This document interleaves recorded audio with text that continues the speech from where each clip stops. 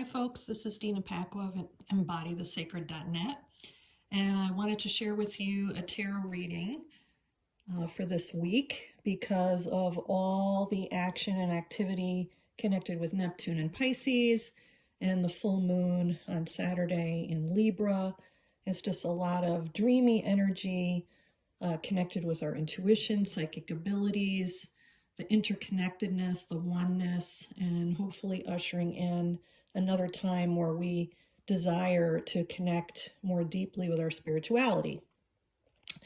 So one of the layouts that I love to use for myself as a shamanic practitioner is the 4 directions spread. So each card, each of the major or the tarot cards are connected with a different direction. So over here in the east, so when I lay out my cards, I start in the east direction. So here we have the Hierophant. Down below we have the 3 of Wands in the south. In the west is the 2 of Pentacles. And up here in the north is the 4 of Wands. And in the center, kind of connected with the within, I have an oracle card from the Everyday Witch deck from Deborah Blake on strength and resilience. And then this amazing card is from Alana Fairchild's Earth Warriors deck with the beautiful artwork from Isabel Mariposa. And this is connected with Alacoa, the spiritual warrior. Okay, so I'm going to just walk through this reading, and I thought, maybe this information might be helpful to some other folks. So here we go with the Hierophant. So for me, Hierophant is connected with organized religion, right? And having a spiritual leader. So the times with all this Piscean energy and Neptunian energy coming in can be that people are looking for a deeper way to connect spiritually and maybe looking outside of organized religion, but it's also finding the higher purpose of spiritual teachings that will serve the greater good, and also being a traditional medicine person. Okay, so it's connecting spiritually from a place that serves the greater good. Okay, in the east direction, we're also talking about the mind and the element of air. So it's connecting our spirituality with our thoughts and beliefs in a way that serves the greater good, rather than it just being about one individual in a place of power. Okay, so that's the first card in the east. And moving down to the south, we have the Wands, which are connected to the fire element, which is, for me and my medicine, is perfect for the south direction because we have that amplification of the fire element here.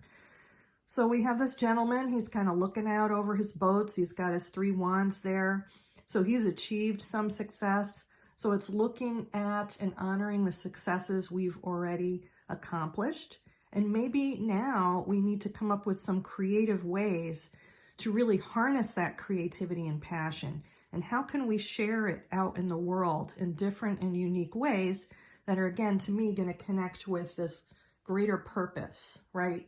Unity, serving the greater good.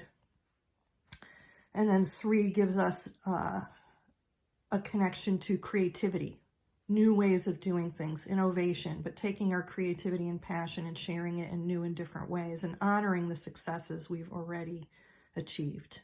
Okay?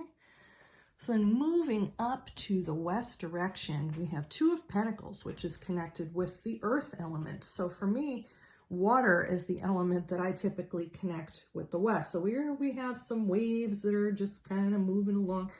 And I think we can all relate to, there's been some, definitely some turbulence in the world. I mean, that's putting it mildly, especially on an emotional level.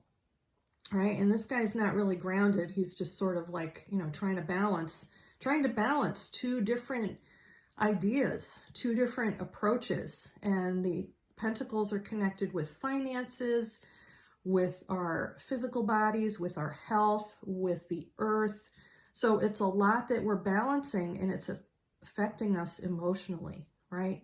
We're trying to manage our resources and work with them effectively, and also not just make rash emotional decisions from a place of fear, right? So here we need to overcome fear and some of those more difficult emotions, and really come from a place that's more balanced in the choices that we make concerning our physical world, right? We need to take care of our Mother Earth. We need to also take care of ourselves physically and our physical health. And we need to share our resources to help others who are struggling, right? So that's our west direction. Then moving up to the north, we have some more wands, and we are looking at the Four of Wands. 4 is a number of stability, just like the 4 directions, right? So it's a stable number. We're moving forward to hopefully more stable times in the future, hopefully not too distant future, but taking everything that we've learned to create a happy and balanced home and place of safety for everyone. Okay, so that's the ultimate goal, is to make all beings feel safe and all beings feel like they can achieve their dreams. Okay, so hopefully we can work with these energies that are coming through and allow them to serve the greater good. Now in the center, so I usually pull cards for myself and my clients in the center that are connected to us internally, right? What might be going on internally.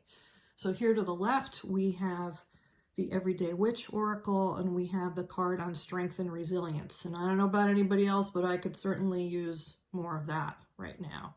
And it looks like the wind is really whipping around her, right? So, and then orange to me is a color, again, of creativity, rebirth, right? The second chakra. So it's tuning into all the lessons, all the challenges that we've had, really drawing up on that strength to carry us forward. You know, we've built up a tremendous amount of strength and resilience going through this global pandemic. So really harnessing that, connecting with the earth element. Look at these ancient stones, right? Asking the guardians of the land with great respect to assist us, these ancient teachings of the wise ones. So allowing that to help us, okay? Moving over here, we have this gorgeous card from Alana Fairchild's Earth Warriors deck, which is one of my personal favorites and feels deeply connected to my own shamanic path and teachings that I've learned. So this is the spirit of the warrior, but it's not the warrior in the sense of going into battle like the unbelievable folks in the Ukraine and what they're dealing with there. But it's really coming from a place of the light within, right?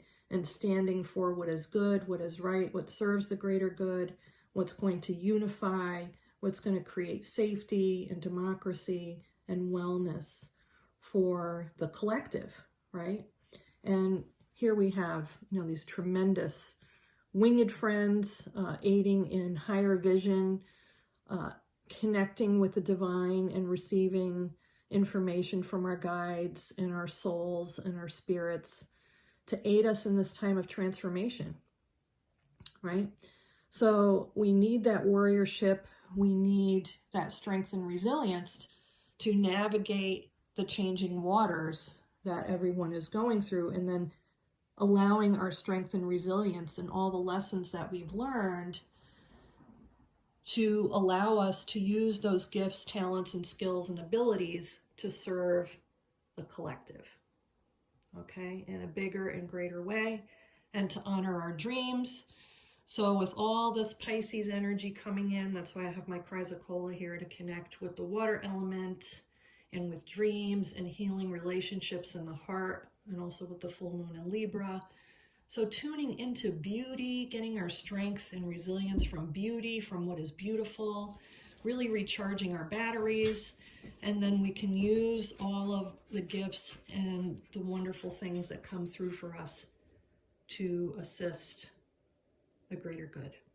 Okay, so I hope this was helpful. I hope this gives you some support for this coming week and going forward. If you want to check out more information about me, you can find it on embodythesacred.net. Thanks so much.